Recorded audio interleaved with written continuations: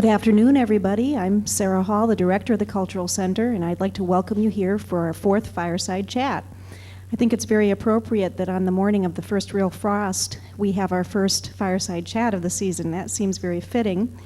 A couple of announcements to make before we get rolling. I just found this nice black earring on the floor that belongs to somebody out there, so if it's yours, find me and I'll be happy to give it back to you. I also wanted to present a couple of shameless advertisements for some upcoming events that we have here at the center. Next weekend, October 13th, 14th, and 15th, is Arts Weekend in Cedarburg with Gallery Walk on Friday night and a blues concert with Cephas and Wiggins from Washington, D.C. on Saturday night. So we hope that you'll consider joining us for that. The very next weekend, October 22nd, we will be continuing our Living Legacy series at the Cephas House. As most of you know by now, I think the Cephas House has reopened, and we're doing a series of historic reenactments and workshops there. On Sunday, October 22nd, we'll be presenting a demonstration and reenactment involving the Lamplighter Society on historic fashion and accessories. So if you're interested, just drop in between the hours of 1 and 3 p.m. We'd be glad to have you. And if you want to know about other Living Legacy series installments, just pick up one of these little pink sheets. The weekend after that, our Jazz at the Center series will continue with a concert by the Frank Morgan Quartet. Frank Morgan is one of the best alto saxophonists in the world, so we hope that you'll consider joining us for that. And last but not least, I'd just like to remind you that here at the center we're kicking off our fall annual funded membership campaign. We'd welcome any of you who would like to be members. It really supports programs like this one. Now on with today's program. As I mentioned, this is the fourth of our Fireside Chats, and today's program will focus on school memories. We would like to thank our sponsors, Kaler Insurance and Cream City Coffee, for providing some generous support for this event. I'd also like to thank the committee, and in particular, someone who provided all the cookies that you see out here today, Jackie Becker. We're looking for others to bake for future chats, so if you'd like to, please sign up by the front desk. But extra thanks to Jackie today, who provided most of the cookies that are out there. If you'd like to make a personal contribution towards supporting this event, we will be discreetly passing a hat midway through the program. If you care to put in a few coins or $1, we'd be very grateful. And also, if you want to have your own personal fireside chat and record some of your own memories for us to keep for posterity, we do have tape recorders available for loan. Just talk to myself or the person at the front desk and we'll tell you how that works. I think those of you who've been here before at Fireside Chats know that we welcome questions from the audience. During the chat, volunteers will be circulating with little cards and pens that you can write your questions on. So if you have questions or comments, by all means, write them down and we'll make sure they get up to the panel. It adds to the fun, so please do send those questions our way. And with that, I'd like to introduce our mayor, Jim Coots, our moderator for today.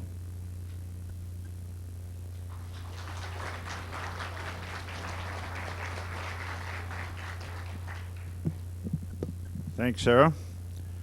Just a couple things. Some people have asked about previous fireside chats. We do have videos, and we are video recording this today, so if anybody would like to purchase those, again, you can check with Sarah or with people at the front desk. Also, there's a number of items on the tables over here that Mr. Armbruster and various people on the panel and my wife and I kind of dug some stuff out, so there's things there for you to view, and you know, especially Life magazine. Some of the women from Cedarburg made the centerfold of Life magazine in September of 1969, and if you saw the picture in the paper the other day, we kind of recreated that just a little bit, or part of it. We're very happy to have on our panel today a number of distinguished people who have served either as teachers or graduates of Cedarburg High School, and in Gloria's case, she graduated both from Cedarburg High School and also taught in the Cedarburg School District for a long time. Let me introduce our panelists to you, starting with Dr. Richard Cass. Dr. Cass is currently a teacher at Cedarburg High School, a very revered and honored and respected teacher who has been at Cedarburg High School since 1973. And Dick is in the process of within the next month, he has written a book that's entitled The Way We Were, 100 Years of Cedarburg High School. And he will be, having that book will be available, and if anybody wants to talk to Dr. Cass about that, he'd be happy to talk with you about that, and also would accept any support that anybody would give him.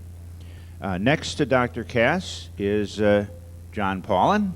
John Paulin, again, was a longtime Cedarburg teacher. John taught at Cedarburg High School from 1959 to 1986. And John, too, was in the English department, if I remember correct, John. And next to John is another longtime teacher in the Cedarburg school system, Dick Lindner, taught in the Cedarburg school system from 1956 to 1990. John, I think you taught at the high school. Dick, you spent your time in the middle school, I believe. Probably Hacker and Lincoln and Washington Building and Webster. They had in those buildings. So we'll get into that as the program goes on. And then Lucille Becker. Lucille was on our very first panel for the Fireside Chat, and Lucille is a 1945 graduate of Cedarburg High School, and she taught for a long time in the Thiensville-Mequon School District. And then Gloria Wetzel, who I mentioned before. Gloria graduated from Cedarburg High School in 1943, and she taught for a long time, 3rd through 6th grade, and then she was the middle school director, instructional consultant, or director of curriculum for Webster School when that opened. And then, besides Bob Armbruster, probably the guy who knows more about Cedarburg than anybody else, he likes to look at pictures.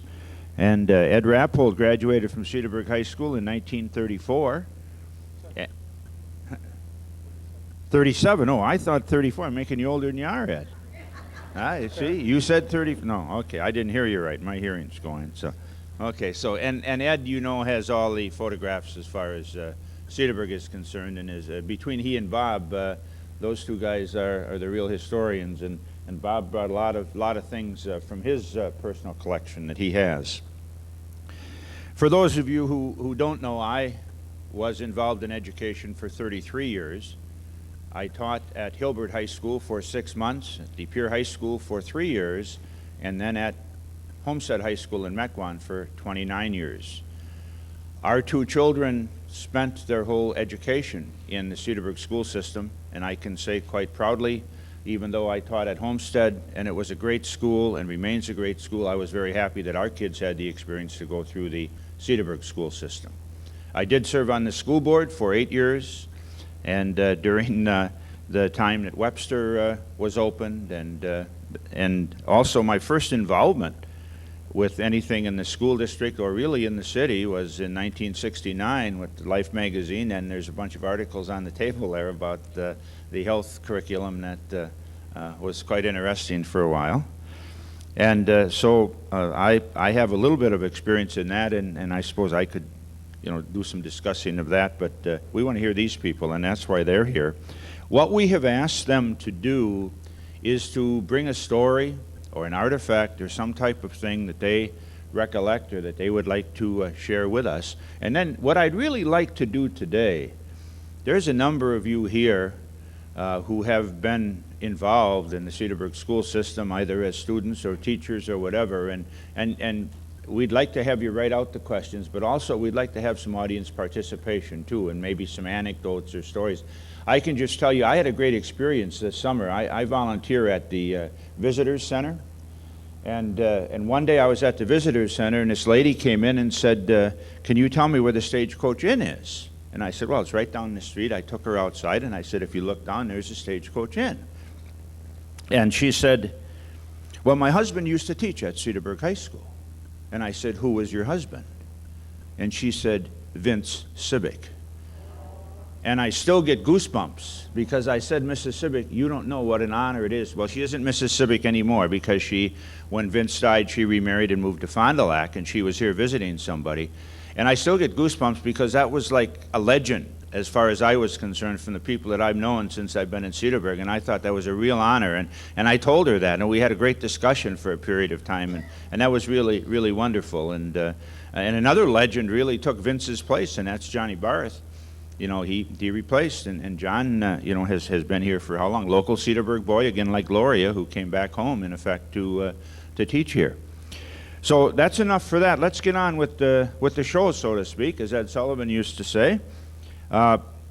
Ed, let's start with you. And what kind of recollections do you have, or what kind of things would you like to suggest Good or bad? share with us? Well, I didn't ask your teachers about anything about you, so we can start off with something good. How's that? Well, some of the better things that I brought along was some pictures that were taken back in 1927, 29. It's a picture of Mrs. Sherdran, and she taught third grade, and she instilled a lot of patriotism into the kids. But this particular picture shows where a whole bunch of kids are outside, and we're planting a tree. She did that for a number of years. Now, of course, these trees are gone because this is about, 70 years ago. Another picture showing the group of children. And then another picture I have is the gym class that took part in the Turner Hall. And this was 1927, and we could pass this around. I don't know if some of you might be on this, but you can't tell who's who because they all got the same kind of uniform. But that's the way our education was insofar as the gymnastics was concerned. Some of the other teachers, I took German, and the teacher was Mr. Hacker, better known as Buzz. And we talked German at home, and when we got to the German class, I just couldn't get together with him. He was always teaching the wrong stuff. So one day he told me to get out of class and never come back. Well, that suited me too, but I was, incidentally, I was also connected with the school system. I was an assistant janitor.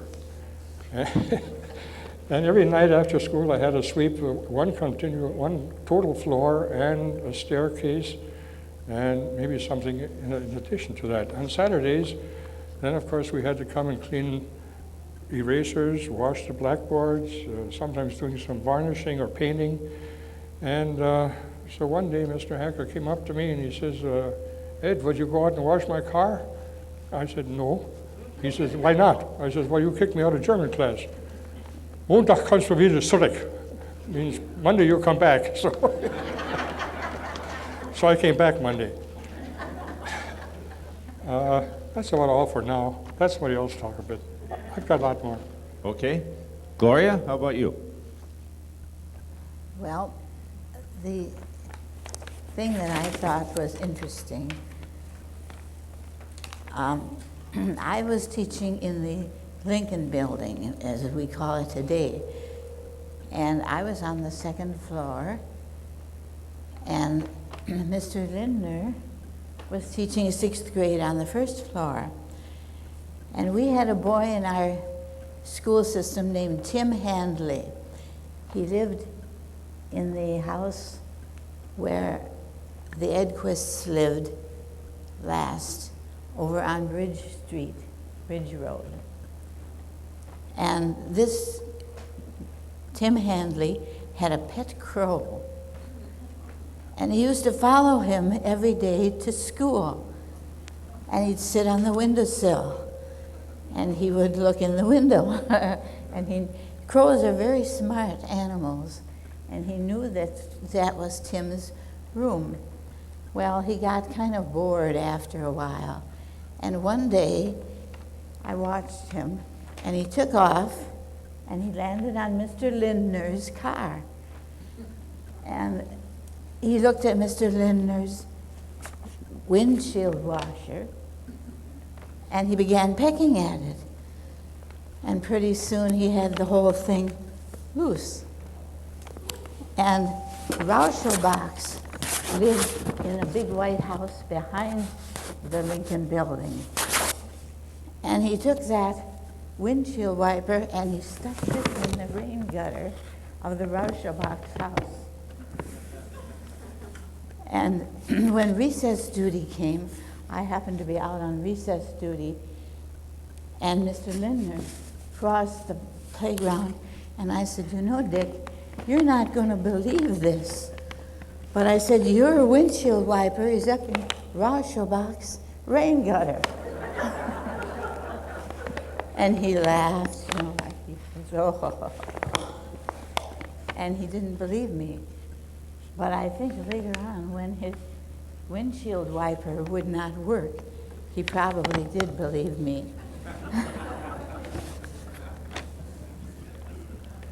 Okay, Lucille?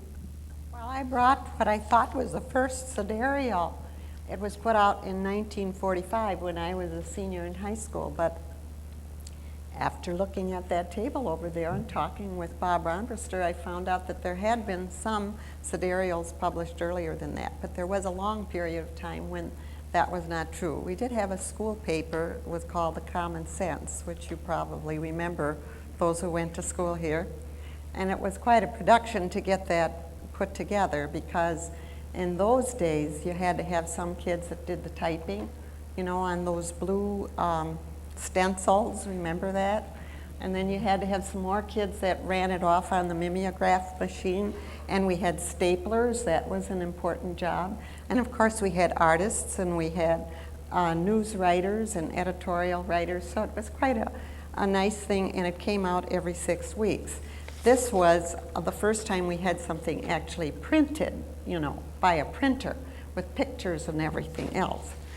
I also found the student handbook from that year, and I think you might be interested in some of the things that it says. One of the things that I couldn't believe when I read it was library regulations. Only 5 people may use the library at one time. Can you imagine that? No reading in the library.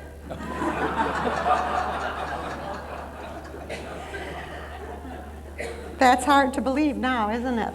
Another one, free ink. It has been found that students carrying ink bottles invariably spill ink. Therefore, blue-black ink is furnished by the Board of Education and is free to all students. Any bottle of ink found in the school will be confiscated, so better not. Lockers. The school does not have lockers. So desks will be used as storage places and assigned in alphabetical order. Fees. Boy, I wish you were a parent now when you hear when you hear this. Assembly programs, 30 cents a year. That was it. That was fees. 30 cents a year. Unless you were an athlete, then you had to pay the WIAA fee. I don't know how much that was. Athletics. Any boy is eligible to participate in a sport providing he has a D average and does not have more than 1 failure. In other words, there was no such thing as girls' sports at that time. There were a few other firsts too while I was in high school in addition to the sidereal. We had a band we had never had before. They bought a movie projector, which they had never had before, in 1942. They decided to name the school, give the school nickname the name of the Bulldogs. That goes back to December 1942. And the first school bus ran in 1944. So we had lots of new innovations when I was in high school. And that's about it. That's interesting. Those things were all during World War II, when World War II was going on. Yeah. There was one other thing that I found very interesting when I read over the list of what the alumni were doing from the previous year. Those who graduated in 1941, there were 50-some graduates. 10 went on to college, 5 to the University of Wisconsin, 2 to the Extension, 2 to Carroll, 1 to Marquette, 1 to Spencerian. And it was interesting how many of them just went home and stayed home. 10, just as many as went on to college, just went home and worked at home. I imagine a lot of them on farms at that time. 10 worked in shoe factories, either in Cedarburg or Thiensville. 4 went on to work at either the Cedarburg mill or the Grafton mill. 2 worked on the Fox farm, which is no longer in existence.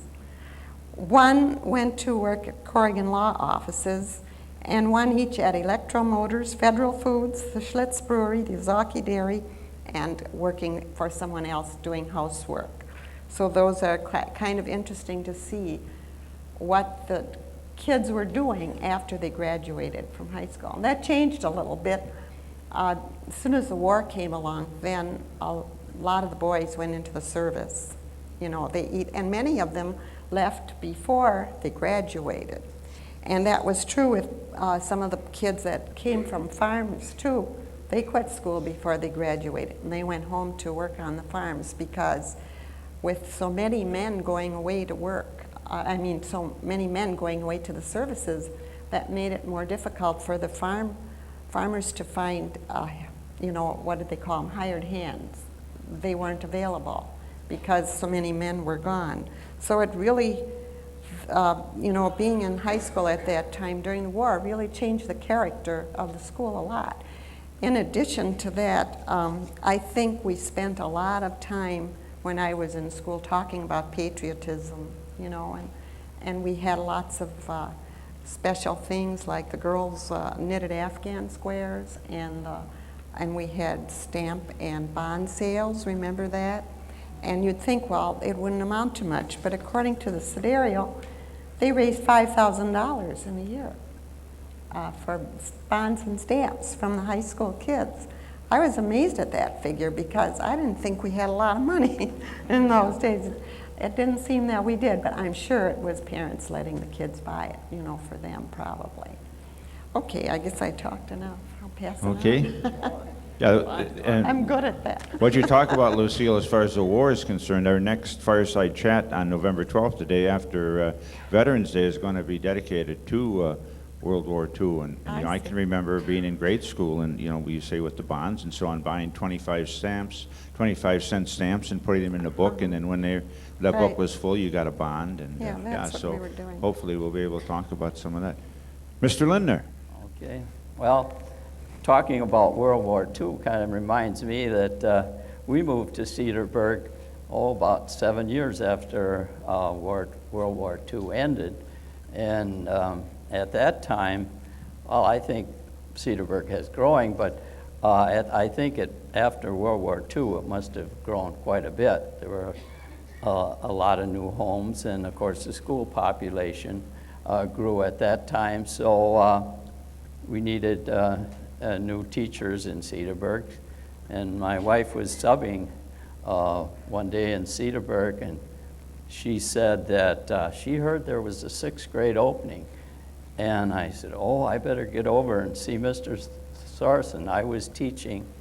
We were living in Cedarburg in one of the apartments up on Evergreen and Bridge. And I said, and I was teaching at East Mequon at that time. I taught there for 3 years.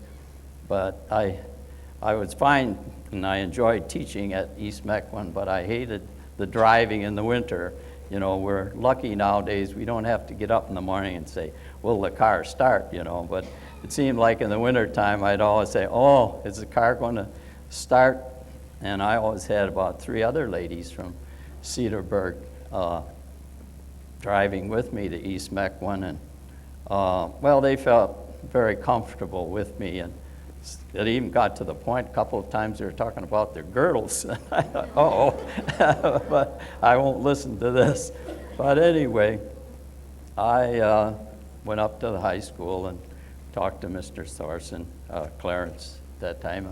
And we talked about, the job. And he asked me a few questions about what I had done and things like that. And then he said to me, and he looked at me, he said, hey, you belong to the Lions Club, don't you? And I said, sure, I'm a Lion. He says, you got the job. So I said, but Mr. Thorson, you haven't even seen my credentials yet. How do you know?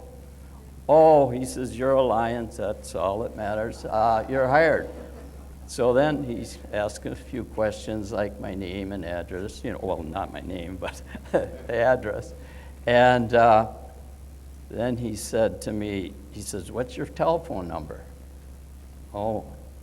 We just had moved to Cedarburg, and I thought, uh-oh, I couldn't remember my telephone number. And I thought, uh-oh, I lost the job. I'm not going to get the job. Well, he said, we'll find that out later.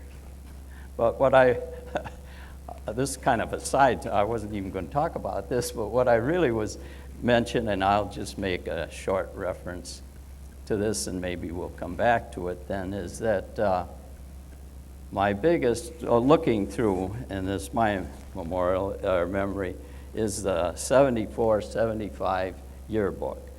Now, it's not that the yearbook is that important in itself, but it was a biggest change in education, I think, in the middle school since I started, because I taught in a self-contained classroom, and there was one teacher, and there were about 25 to 35 students, and of course you were the boss then, and you pretty much made up your own schedule, and other than Mr. Webster coming through once in a while for a visit, which is another story I'll tell if I get to it.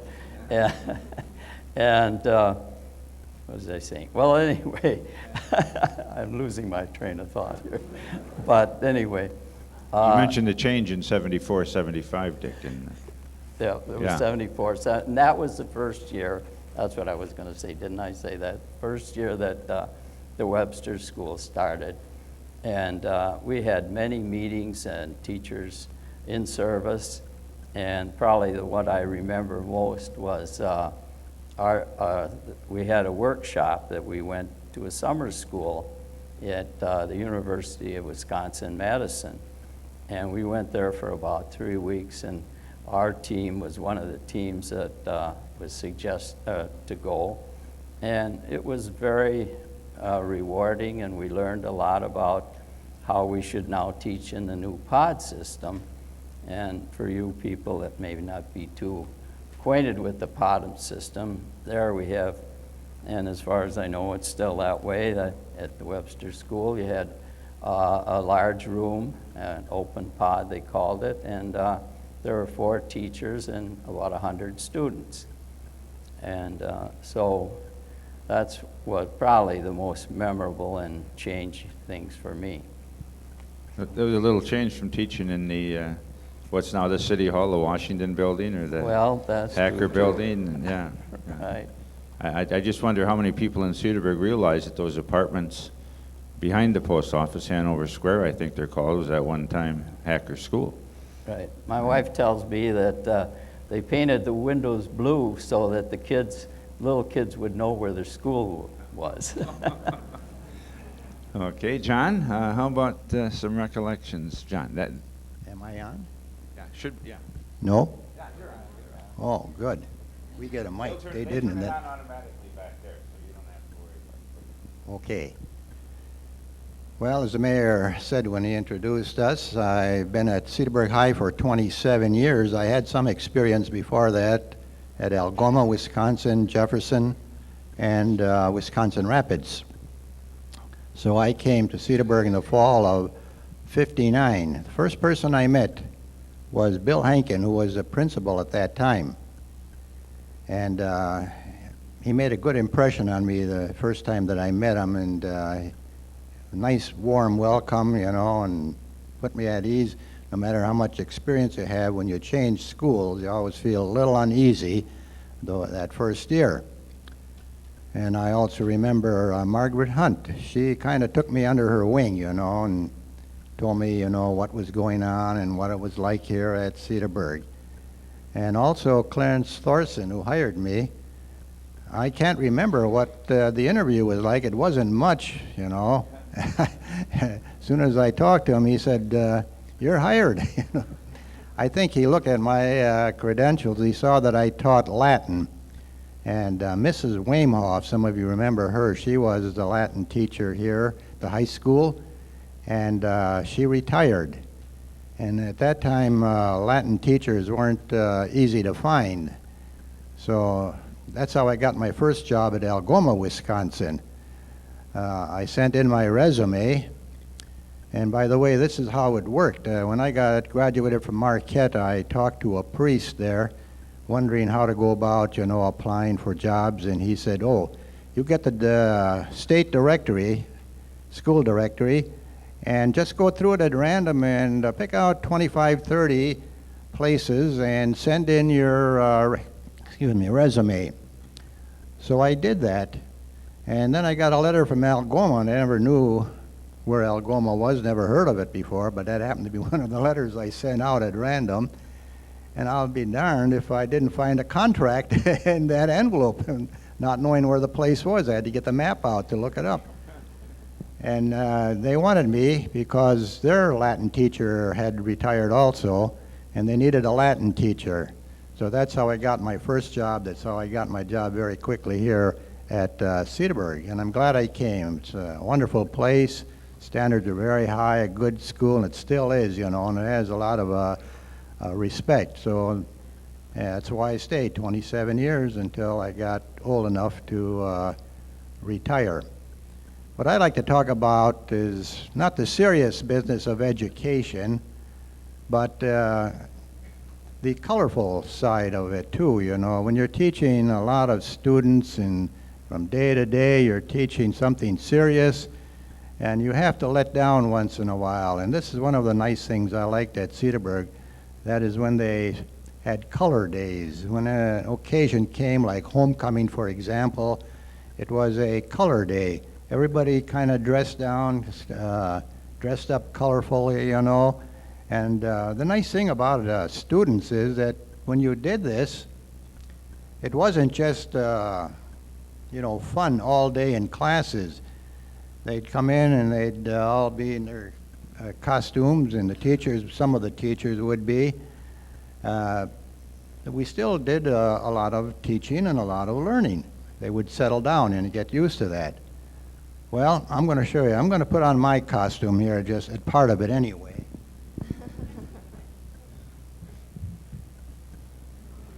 Dr. Cass said, be ready.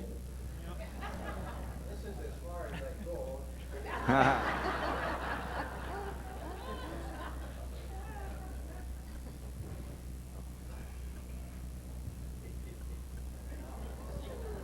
Coat of many colors.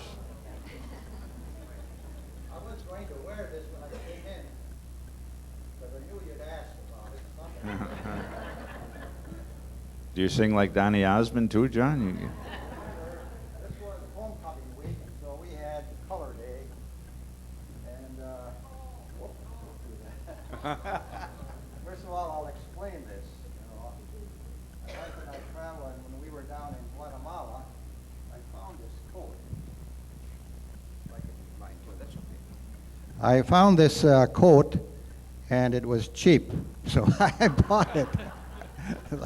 I thought there'd be some occasion where I could wear it, and I think I've only worn this 2 or 3 times. But so we brought it home, and I'll show you the rest of the costume.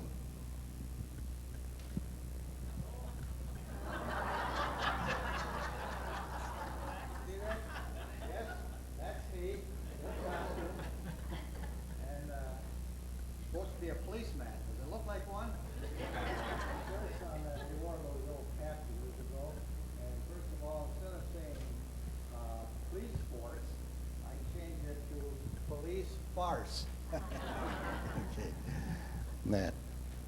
So the pipe, well, I didn't smoke it at school, but once in a while when I was working in the basement, I'd smoke that corn cob. I don't smoke anymore. And that's the coat. And that tie I got in Atlanta, Georgia. A man by the name, what was his, Maddox? Lester Maddox, that's right. He was selling these ties, and so I bought one. It went pretty well with that coat. That. Well, anyway, Jean Piccard took this picture. I think most of you know who Jean Piccard is. He had the studio now that's next to the library. And he came to school on color days. He'd always be around trying to take pictures. And when he found me, he says, "Come in here, John." I went into the art room. I happened to be at luncheon. I went into the art room, and he wanted this picture.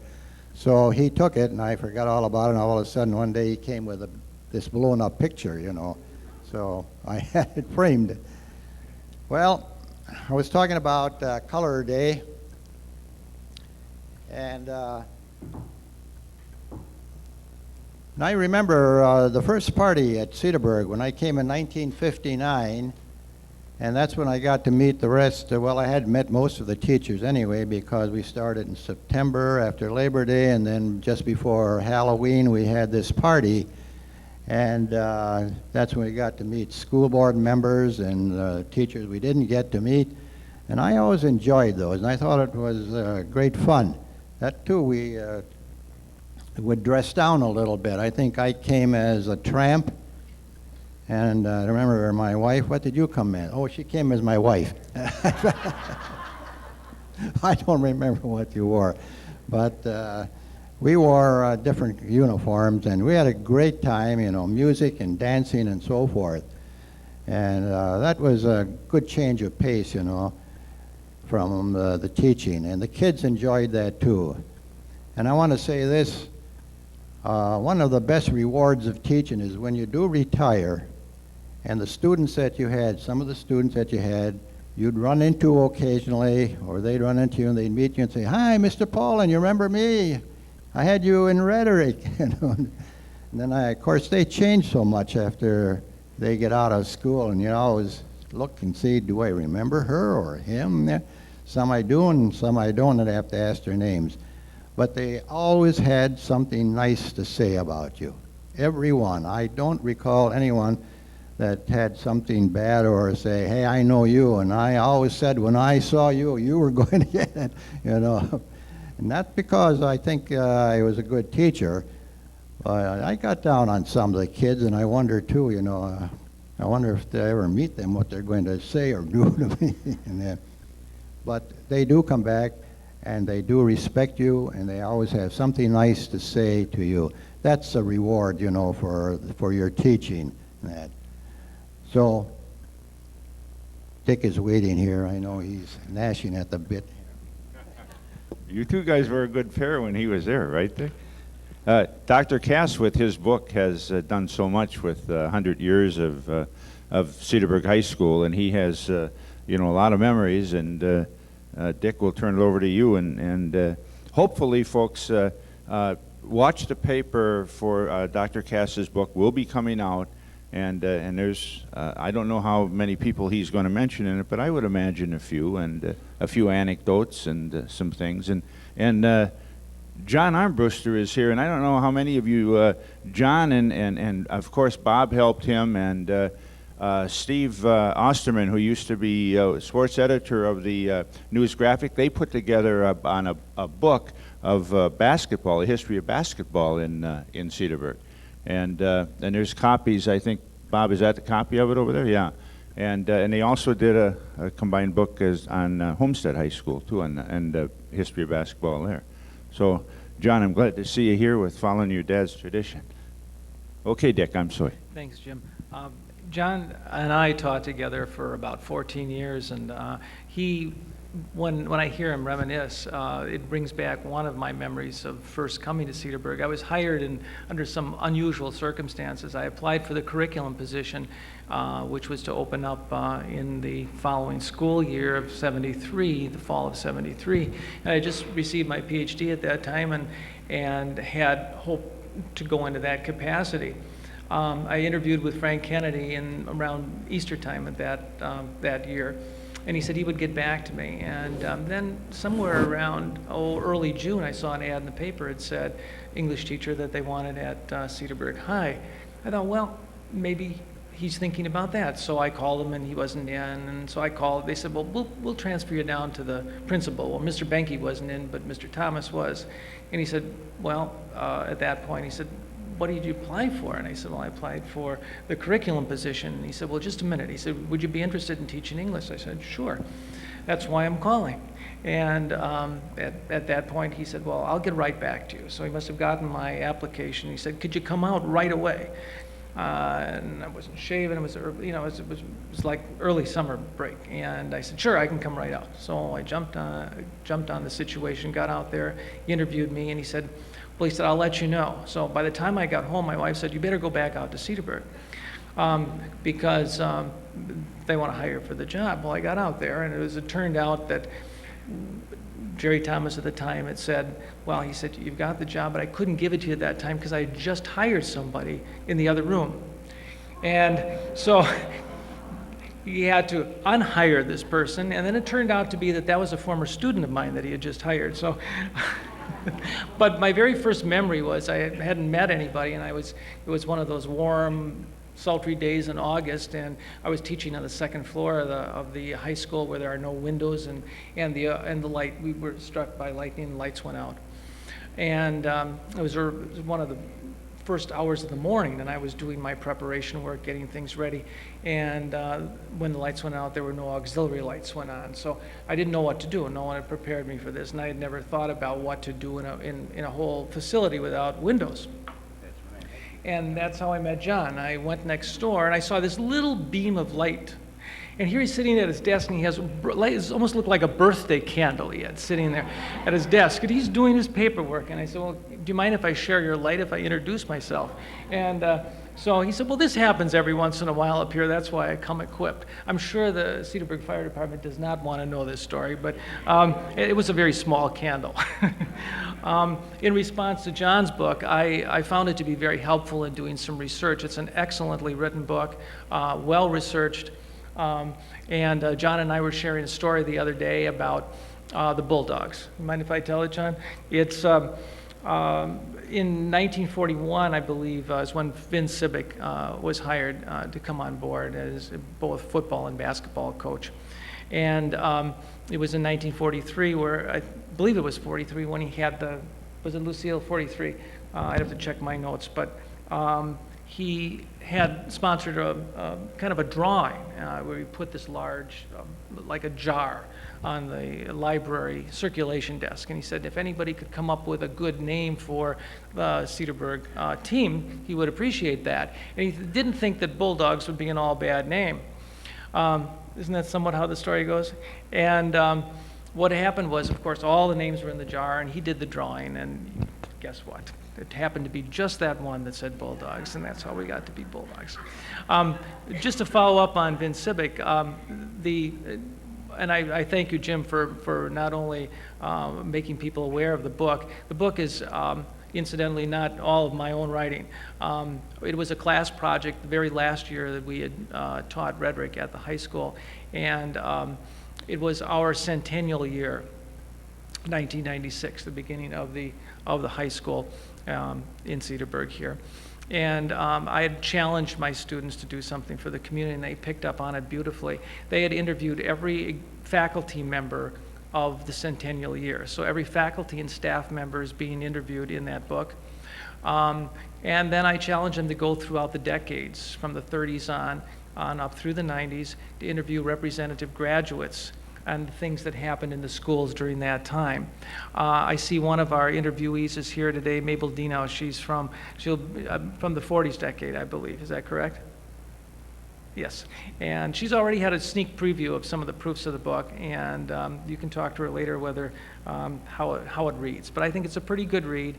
We've had some wonderful experiences with the students going out and interviewing the candidates or the alums. There's a limited number of pictures in the book. It's mostly text. Pictures were pretty costly to put into the book. We have about, it looks like it's going to cost us about $10,000 to do the printing and publishing. Been able to amass about 8,000 of that at this point, so I'm not above taking any donations toward that if anybody is interested at this point. But the first 6 chapters, or the first 5 chapters I wrote, one traces the history of where our high school had all been, the different locations. Another one deals with the early graduating classes of the first 10 years. And it was interesting to find out, as Lucille did, where many of them went. Many of the early ladies just went home and stayed at home with the family. And some great distances were going to Chicago or to Detroit for some of the men. But many remained local. Third chapter deals with the history of the sports, development of sports, and I appreciated some of your comments when you talked about women's sports. And I have a little quote here from, I was really blessed with a lot of people giving me some inside information on this book, and one was a diary from Frida Grunwald was her name, and she graduated in 1920. And this was in her diary. She talks a little bit about sports let's see if I can find that here. I had it here a minute ago.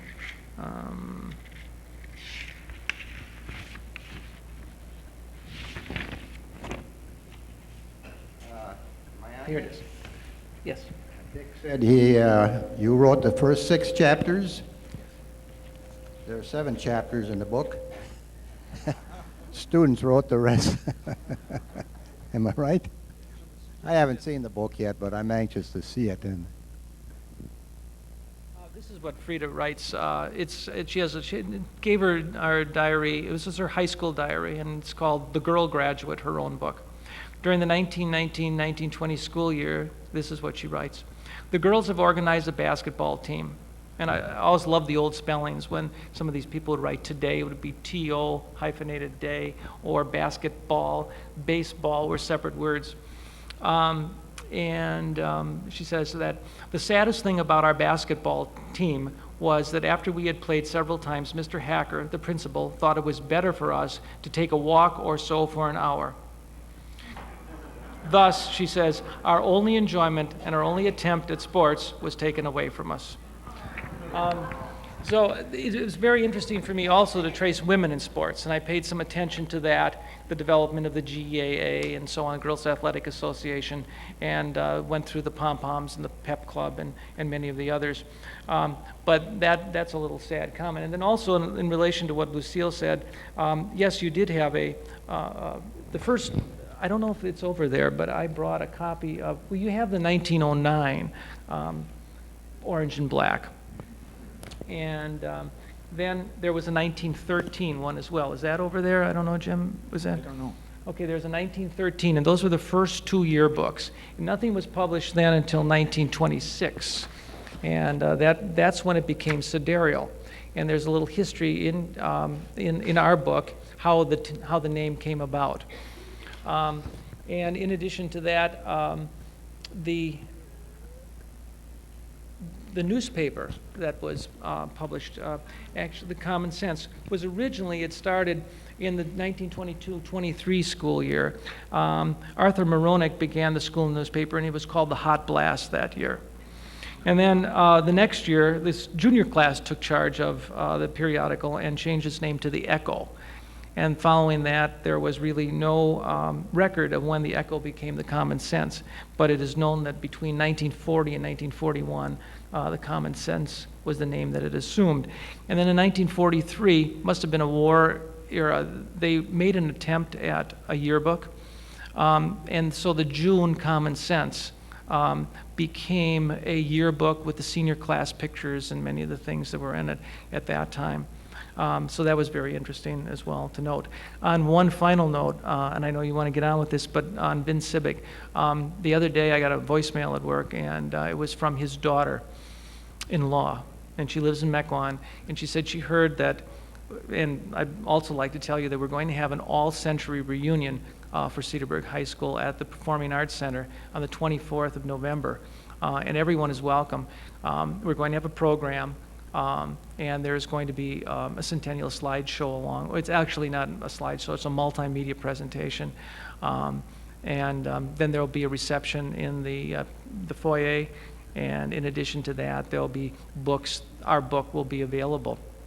But when she heard that this was coming up, her daughter-in-law heard about it, she called me. She said she would like to have Vince's wife be invited. Vince was honored about, I believe, 10 years ago. By the Athletic Association at the high school, and his wife could not make it at that time. There were some reasons why she couldn't. But now we are inviting her and all 4 of the Cibic children, so we hope to have them there that afternoon as well. It was very heartening to hear from the daughter-in-law. So, Thanks. Thanks, Dick. I know there's one person here who played on a 1942 championship team. Harold? Or Howard Schultz? Where's Howard? How many of you in the room did play for Vince Civic or had some association? Yeah, Mo, I know you did. Yeah. And I know a number of other people who have talked about it. And I do officiate high school track and cross country. And about 3 years ago, this girl was running for Mequon, and I noticed her name was Civic. And I said, you can't be. She said, oh, yeah, that was my grandpa. So it must have been her mom who called you, Dr. Cass. Great memories. Now, somebody mentioned, John, I think you did, or Dick, about different places where the high school was, okay? I know hanging in my office, and Dr. Cass has it right now because he's going to make a slide of it, is a picture that Bob Armbruster put together a few years ago, and it's with the dedication of the, then it's a city hall, now it was the Washington, or the high school then, Bob. I don't know that it was called the Washington building, but now that's where you would have gone to high school, Ed, right? The Washington building? And right. Gloria, you too, and Lucille, you went there? And then you, Dick, you were there as far as the middle school, right? The year I came was the last, well, the year before, of course, was the last year that the Cedarburg High School was in the Washington building. And then I came to Cedarburg, and then I taught in the Lincoln building. And if I remember right, the first day of school that I started, and when the high school moved up to the new high school, all the kids had to line up, and they gave each kid some textbooks to carry up. So all the kids, there was a long stream of kids taking all the textbooks up to the high school. They wouldn't be allowed to do that today. You'd have to pay them, of course, or you'd be sued. Ed, you got any memories of the Lincoln building or the Washington building? Now the Lincoln building was the elementary school, right? Yes. When did Hacker School come into existence? 1950. 1950? Right. It was completed in 1950, and the children moved in. And the first rainstorm they had, the water seeped through the glass bricks. And we were all given cloths to wipe and take care of that. But I don't think that people realize, you see, there was just one class of each grade. When I came, I came in 49, and there was one 5th grade which I taught, and that 5th grade had 45 students in it. And a couple of grades behind me, they were starting to split the grades and having 2 classes of each grade. Agnes Johnson and Marie Kiefus were the 2 teachers who began to split the grades. And what did we do with all these classes we had?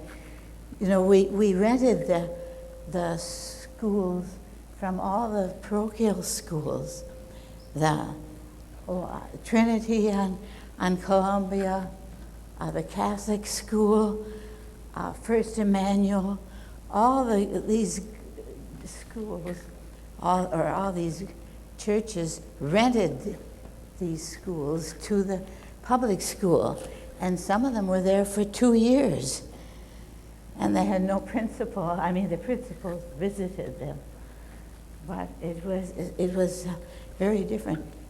There's one quick little story that they told.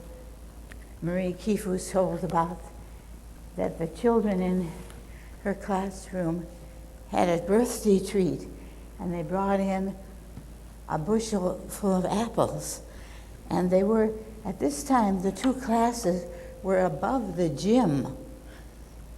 And they didn't want to put in a permanent wall at the time, so they just had a curtain there to divide the 2 classes, the 2 first grade classes. And one of these apples skidded away under this curtain, and the child on the other side grabbed it and ate it.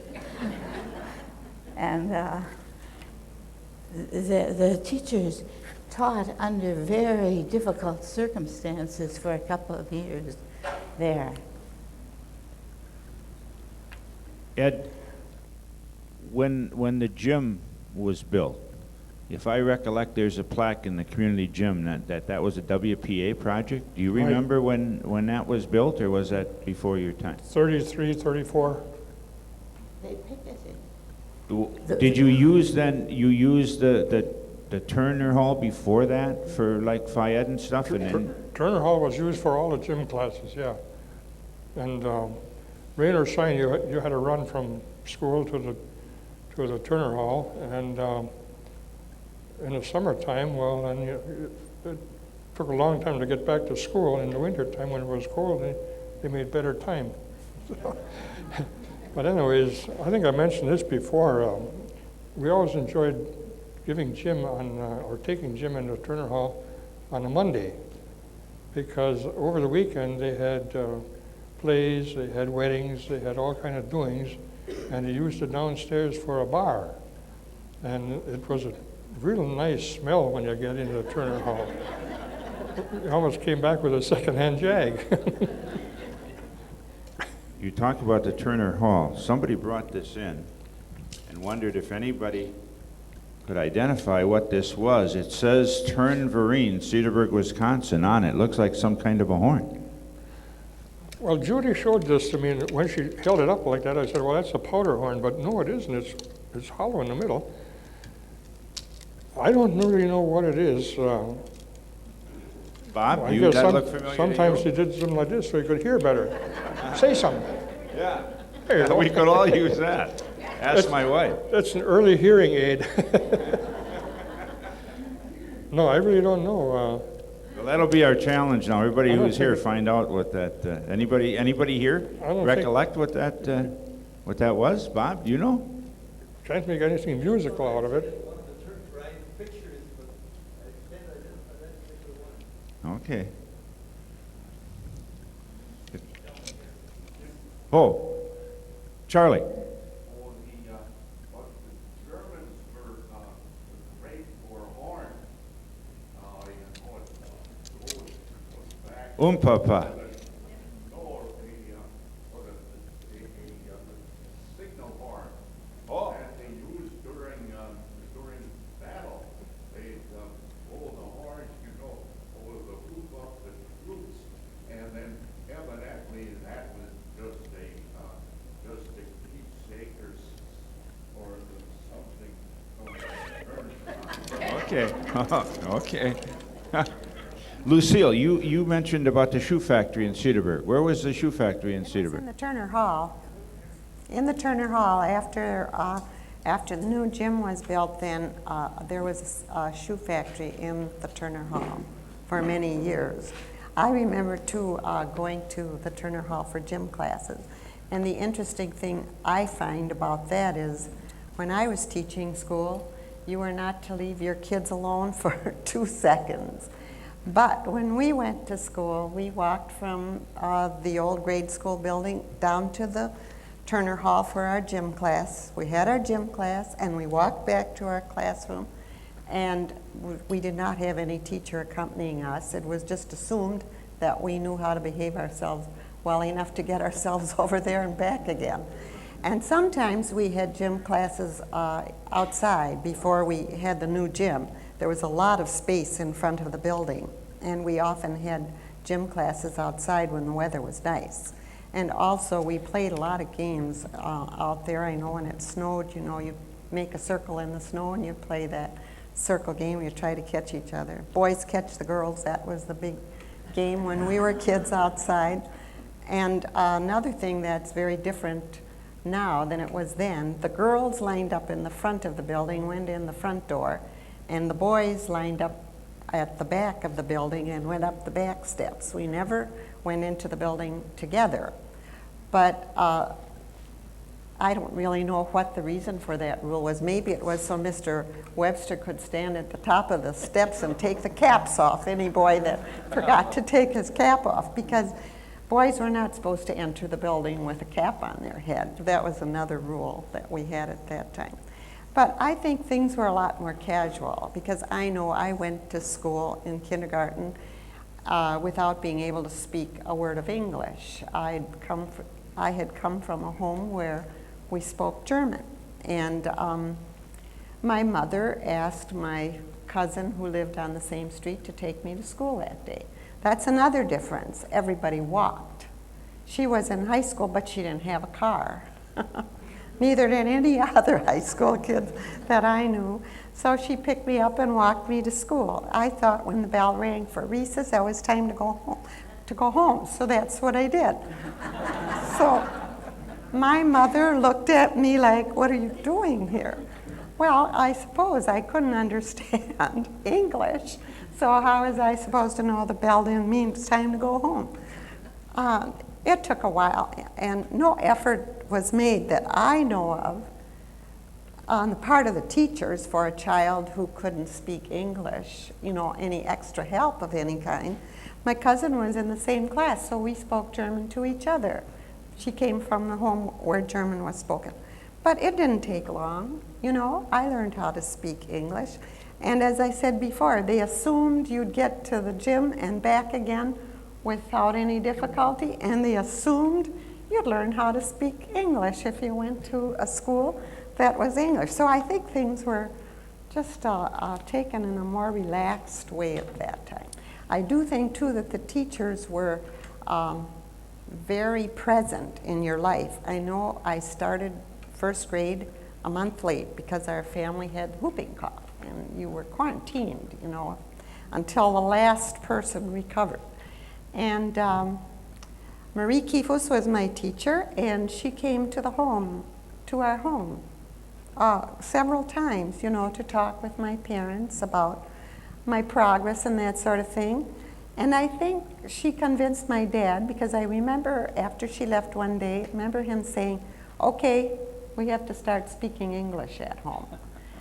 Because this two-language thing, he really wanted us to hang on to that ability to speak German, but he felt it was going to make it too difficult for the children if that was constantly done at home, if there wasn't any reinforcement of English at home.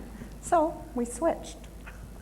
One thing that we had in the elementary schools when we only had one class for each grade were operettas. At Christmas time, the entire school the entire grade school was in the operetta. And those were a lot of fun.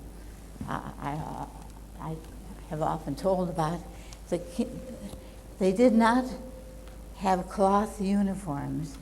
They had paper uniforms for the children to wear, and they didn't wear them until the night of the operetta.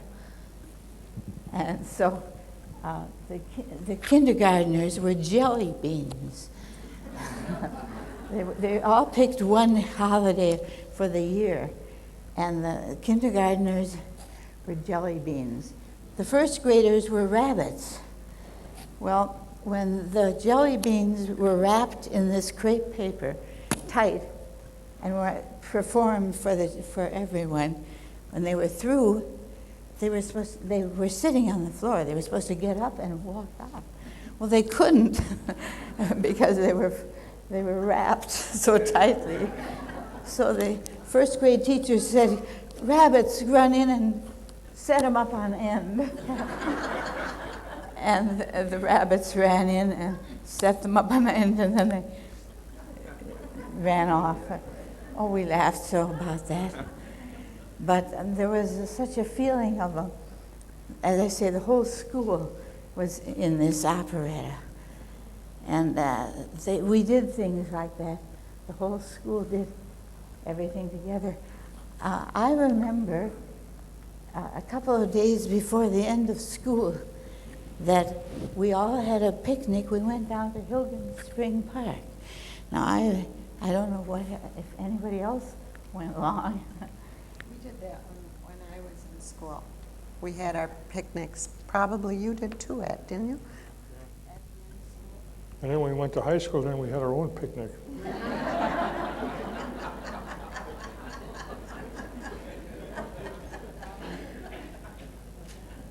One of the things you're talking about, Gloria, as far as what the kids wore for that operetta. Now, Dr. Cass, you've seen quite a change in terms of dress as far as students are concerned. And Ed, those of you who went to high school in Cedarburg a few years ago, what about dress? Were there school clothes and play clothes and Sunday school clothes or church clothes, or were there uniforms, or was there?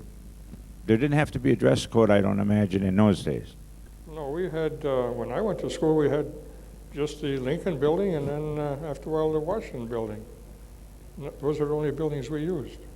No, as far as clothes were concerned, Ed, what you wore in terms of clothes. What we wore? Yeah. Depression time, you wore anything that you could put on. Cardboard in the shoes? Well, the clothes were always clean, but they were probably patched up a couple times. And no, we didn't have any uniforms or anything like that.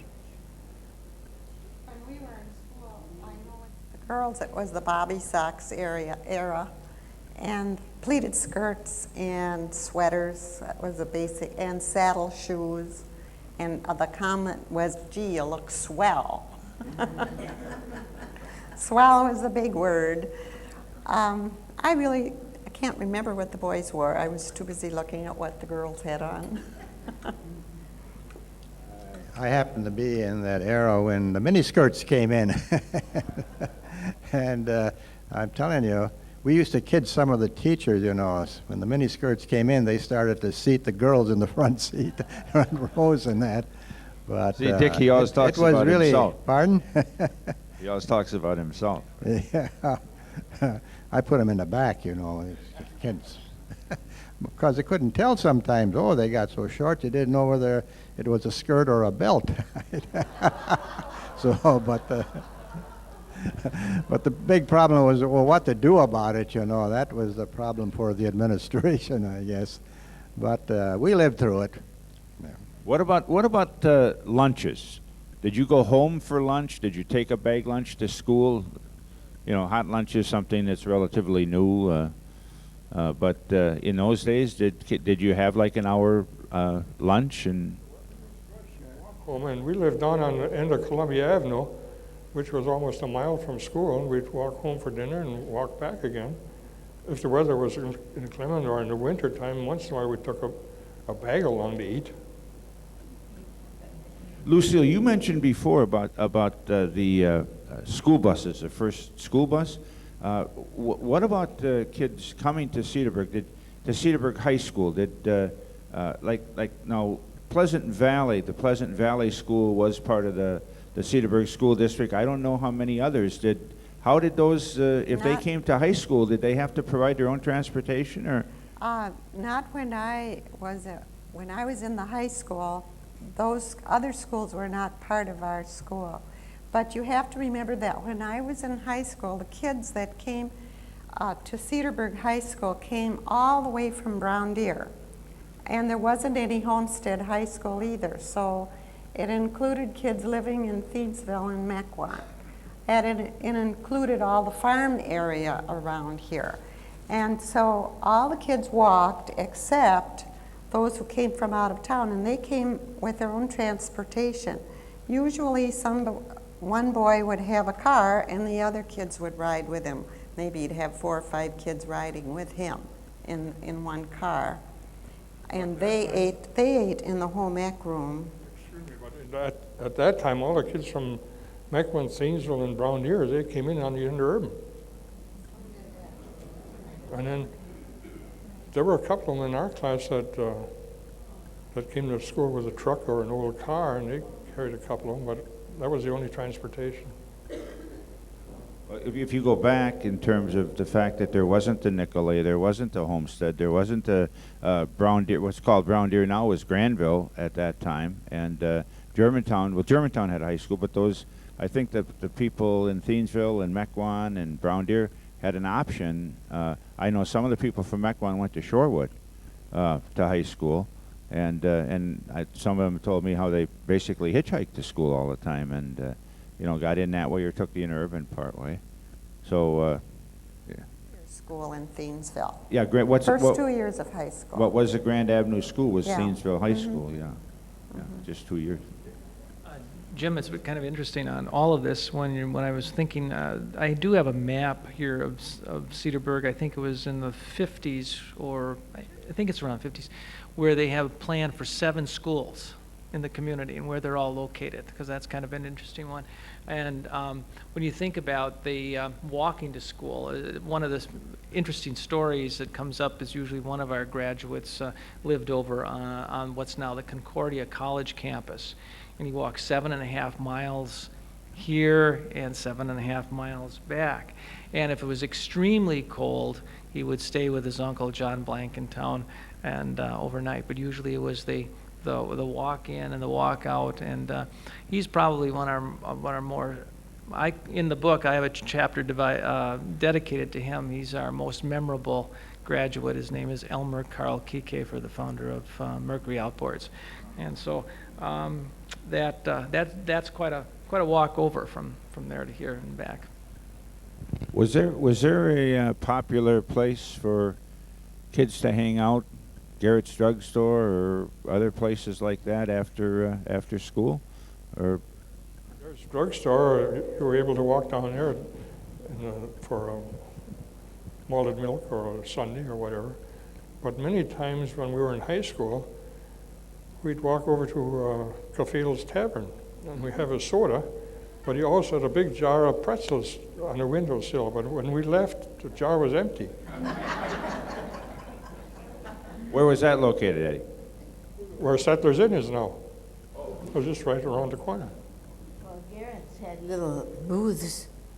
Garrett's had booths, yeah, that's right. You could get soda and How about high school activities as far as dances and that type of thing?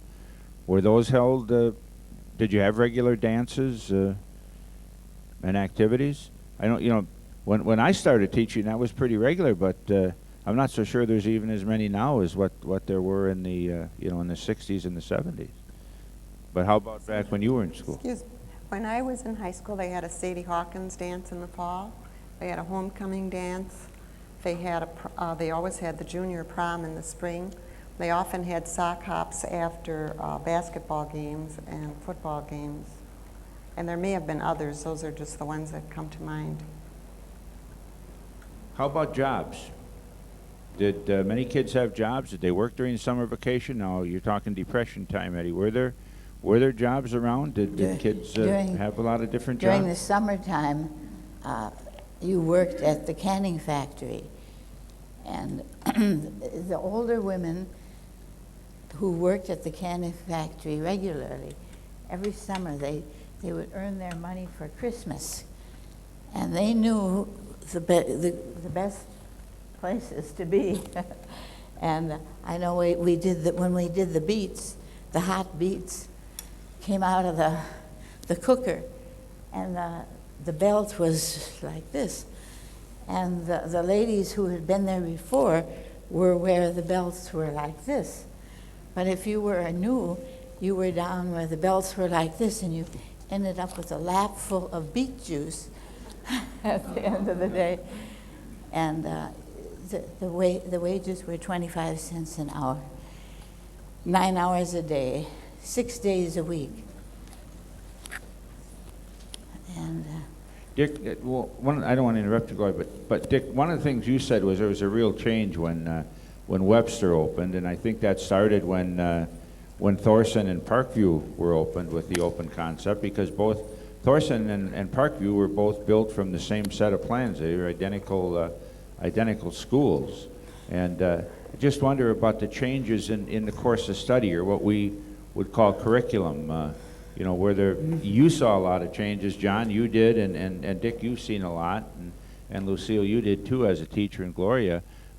Was the curriculum pretty Did you have much choices in terms of classes, or did you pretty well have to take what was required? The trouble with the elementary schools was that when they built the school, when we had a group of teachers that went and visited other schools, and they saw a big room with children in it, and they thought how nice to bring them together when they have movies, when they have special things.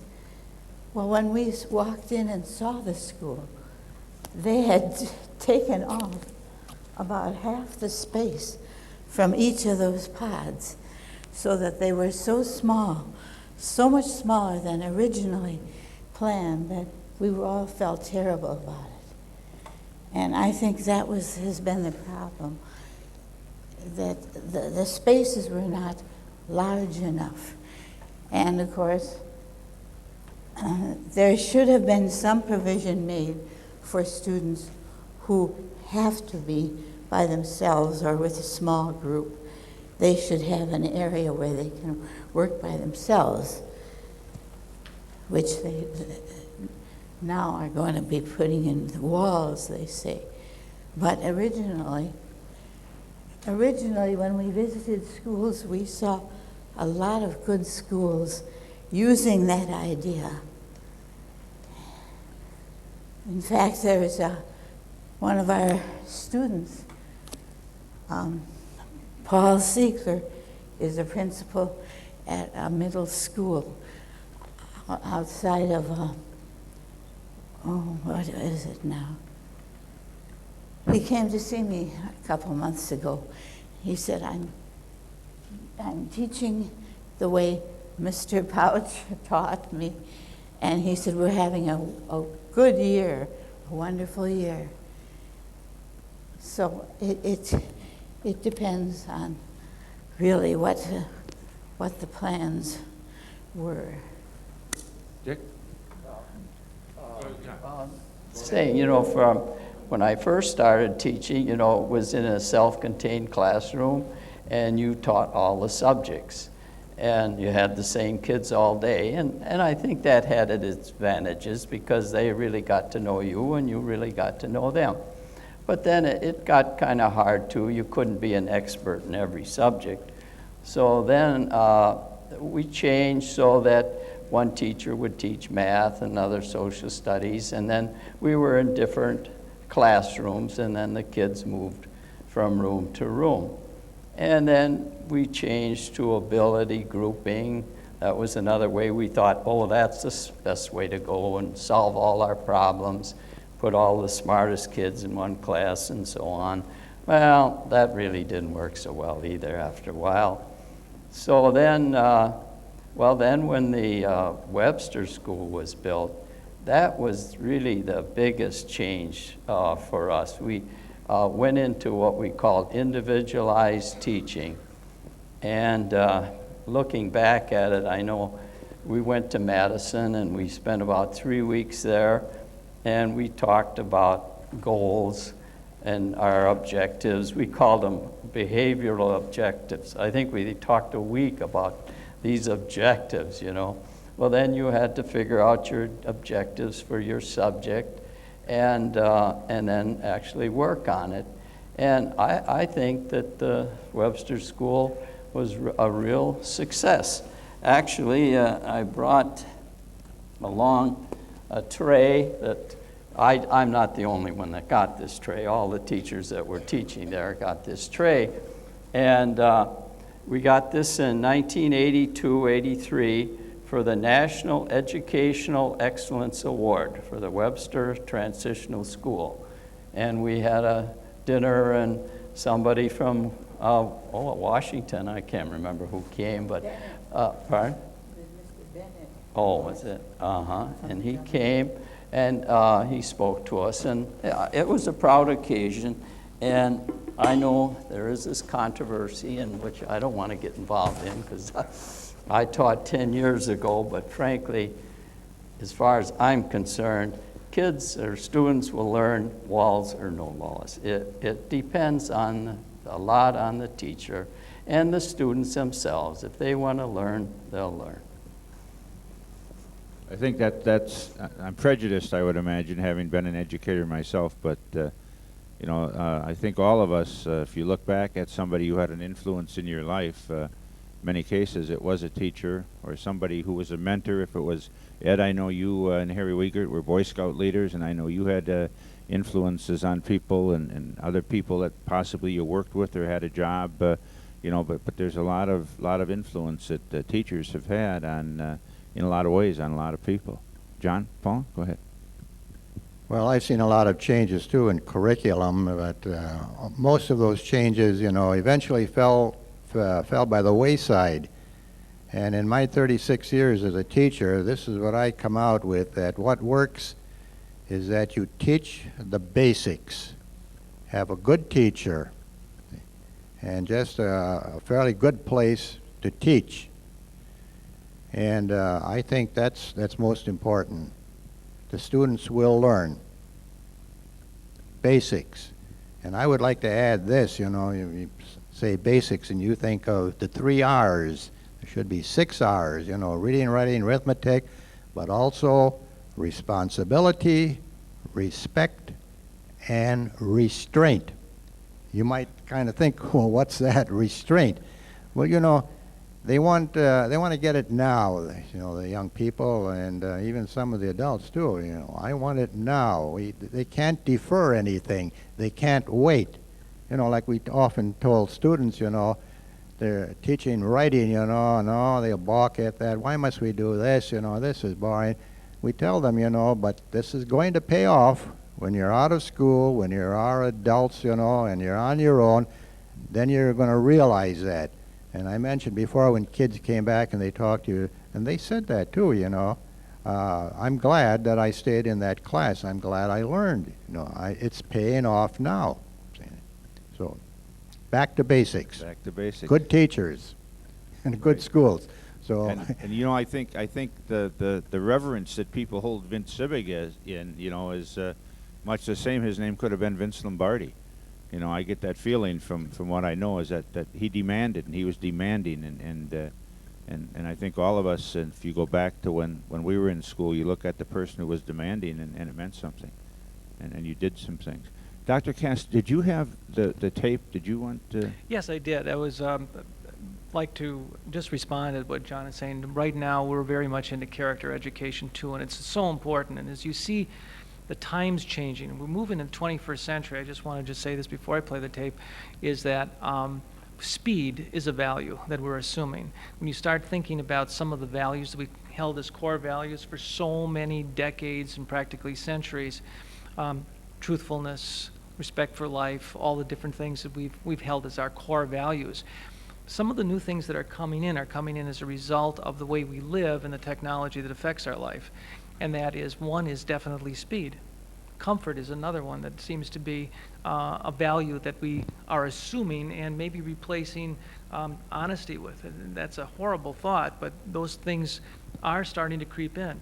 How many of us don't want to wait in line? How many of us find that getting online takes too long, or booting up the computer, or getting our computers aren't running fast enough?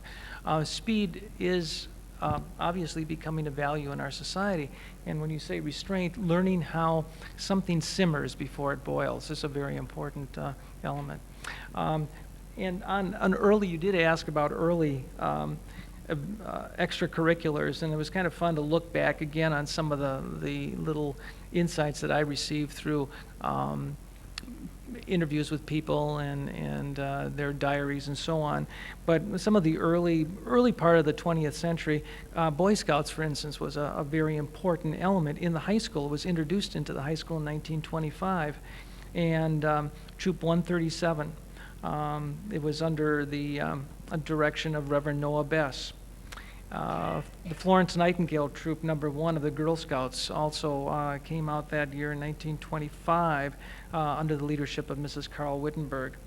This is kind of fun, if I may just take a minute to read this. Additional extracurriculars or clubs that entertained the high school youth during the first quarter of the century of the school's existence were informally organized by students and not school-sponsored. One was called the Mystic Seven. It was one such organization of 7 men whose exclusive mission was partying, they called it, and with the senior girls at, quote, the clubhouse. In one diary, it says here, the boys, and this is a young lady's diary, called for us with their machines. And of course, at that time, the automobile was still referred to as a machine because it was just that distance from us, that we kept it at as a distance. We just called it a machine. At 8 o'clock, the party was held at the clubhouse in Cedarburg. The decorations were very effective in a ghostly manner. We spent the evening dancing and playing games, which was enjoyed by every one of us. We departed at 1 o'clock. Then it says that the senior boys have organized a club called the KB9s. This club was organized in the junior year, but the meaning of KB9 was not found out until the other day when Lydia guessed it's the Knights of the Bloody Nines. They do not meet in the evening like our club does, but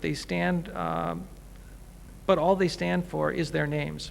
9 guys, she says. And then it talks about some of the other groups that they formed, like 7 senior girls and things like that, and the kinds of things that they did, and their rides, their sleigh rides, and so on. But I did have just a small clip.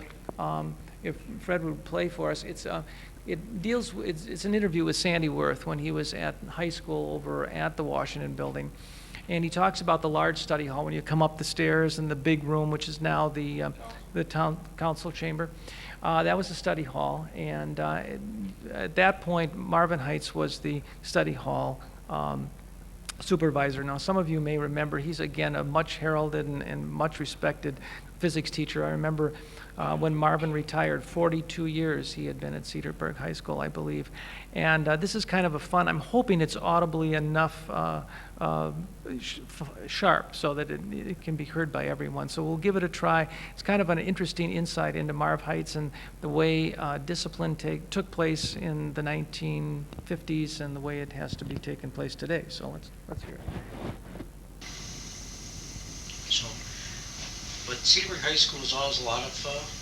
There's some good memories that the guys mentioned there. The best memory, of course, is the big vastness of the study hall, which is now, oh boy, it was from the top of the steps in the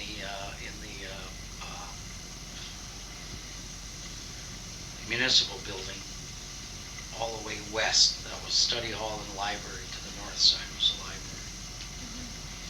And that was a big, big room where they had one teacher sitting up on the top watching it. And you could do whatever. It wasn't. You studied. I mean, you could study whatever you wanted to study, but you studied. There wasn't like talking aloud or anything. I mean, No. Oh, positively not. No, there was no talking at all. So school was work and outside was play. Was the academic? Outside was work also. I mean, well, there yeah. wasn't too much playing. Were the academics hard? Hmm? Were the academics difficult? Did you find? I don't think that it was difficult. No? I mean, I don't think it was that difficult. I mean, it wasn't that challenging. But you in study hall, you study, period. I mean, there's a couple of guys that would throw a couple of apples or something in the library, but normally old Marvin Heights could figure out the projectile and go back and grab the guy. He was an old boxer at that, you know. And at that time he was a little young. He could pull a guy right off his feet. Really? And hold him up. Wow. So it was a little different. I mean, I don't think that I can probably remember maybe 6, 7 people that got slapped. But it wasn't, I mean, like the old days where you get hit with a ruler. Right. But still, that's different though. I mean, you wouldn't dare do that now. Well, he would lift him right up by the shirt collar and say, now that you're taller than I am, what are you going to do about it? I mean, that guy be just hanging there. Look pretty stupid. Yeah. Or he would say, I'll meet you outside tonight if you want to discuss this on a little more formal basis. I mean, he was a tough guy. So were the teacher-student relationships kind of friendly at all, or was it like, you're here, I'm here, you teach me? Not too tall of a gentleman, but I can just see him picking up these boys and then saying, well, now that you're my height, you know, what are you going to do about it? And if they didn't conform, I'll see you after school. We'll go a round or two. And he was a prize fighter in the military. Okay, I guess our time is up, and we didn't even get to the sex education part of it. There's a whole table full of things. That's so current, though. That was only 31 years ago. But I want to thank the panelists, and I just, as they were talking at the end, I just jotted down Hacker, Thorson, Kennedy, Webster, Heights, Civic, Barth. Think how many lives those people influenced, and many of you here had the opportunity to have those people play a part in your life. And Cedarburg has a rich history of so many things, and that's one of the reasons that we wanted to have these fireside chats, to bring back some of the things that were there and that we don't forget them, and that we get them on tape, and that we have these memories. And I think one of the things that's going to help us education-wise too is Dr. Cass's book. And again, let me thank everybody who was here today. We'll stick around. You want to share some memories with them. There's the things on the table, a lot of the brochures on the table over there. There's a Centerfold of Life magazine, and there's some, I think there's some coffee and some cookies left. The next fireside chat, as I said, will be November 12th. It will be here. We have some veterans who have volunteered to be part of it. If any of you would want to be part of it or know somebody who would be, we want to cover not just the war years. As Lucille said, think of World War II, the greatest generation. I was a history teacher. I've read Tom Brokaw's book, The Greatest Generation, and the letters from the Greatest Generation, and another great book called Duty, by which Tom Green of the Chicago Tribune wrote that book about his dad, who was in World War II, and Paul Tebbets, the man who flew the Enola Gay, the plane that dropped the atomic bomb. The World War II guys don't like to talk about what happened, because in some cases it brings back some memories, and they don't want to take the privileges and the honor that they had to defend this country and to make it what it is today. We owe so much to that generation. So we hope on November 12th, very appropriately the day after Veterans Day, that we can see the role that Cedarburg played in sending these young guys, and realize how young those guys were when they went off to war, just 17, and how many guys lied so that they could go in service. Can you imagine that happening today? And just there's so much, and I think what we're doing hopefully in this series is making Cedarburg, bringing back some great memories and putting them down so we can remember what they are for the future. So thanks again for everybody, and thank you for all being here.